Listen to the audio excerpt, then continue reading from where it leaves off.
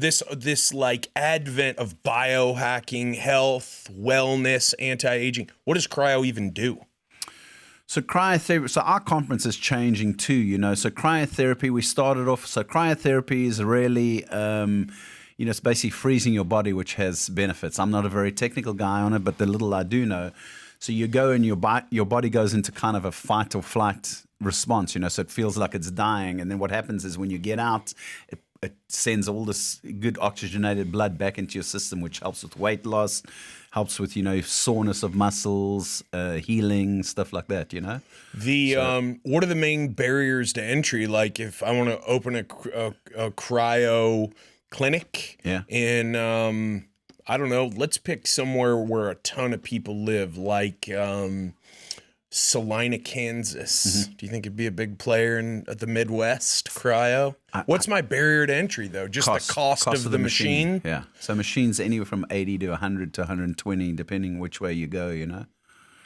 So what's a session cost? Anywhere from $25 to say $50 is the norm. Just depending depends on where you go. Okay, depends Location, on where you go. Depends on the store. Sure. Some people are cheaper than others. Right. Some are mom and pop shops, so they tend to be a little bit cheaper. The franchises tend to be around $40 to $50 a session. So if you could pull $250,000 together, you could secure a space, outfit the space, put one machine in there, build a client base, and then possibly add a machine. Yeah. Maybe add a hyperbaric chamber, something like that. Well, that's what's happening. Our conference started off as a cryo conference. That's why it's called CryoCon. It stands for Cryo Conference. But what's happening is other modalities that they're adding, you know, like salt chambers, red light therapy, saunas.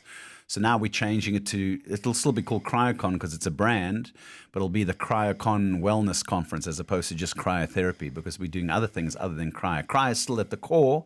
So we're servicing that industry, but, you know, it's kind of spas are starting to put cryotherapy in there.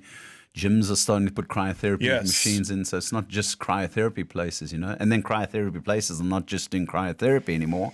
They're also doing...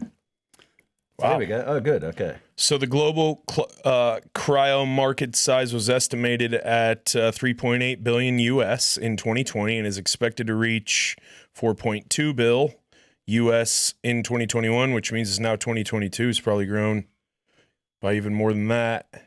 Well, multiply that 4.2 billion times 10. You send that to the Ukraine to help them out, right? Isn't that what they sent them? 40 the other? Well, there we go. So 10.3%. It's growing every year. That's huge. That's amazing, man. So is your is that your main focus? And are you like if I came to you as like, look, you know, my great aunt left me this money and I want to do this, you'd be able to hook me up like these are the machines you need, this is the CRM I recommend, that type of stuff? We could point you in the right direction because obviously, you know, we're really an education conference. That's what the conference is. It's to educate, it's to better the industry because they're going to start legislating it too. So at the moment, it's kind of the Wild West. There's no legislation, but you know, once it grows and the government sees it's growing, it's a safety thing, you know, because you can burn people if you don't do it properly. Did Antonio Brown burn the bottom of his feet? Remember that receiver? Yeah. I did see that. Feet. And there was somebody in Australia that got really badly burnt. Also, she was a Olympic something. I thought you were about to say like a rugby league front row or something, because that would not fucking surprise me. Hey, bro, I'm going to just walk in here with no socks on. She got burnt pretty bad. I think they left her in too long because you can't stay in there too long. You get frostbite, you know? Yeah.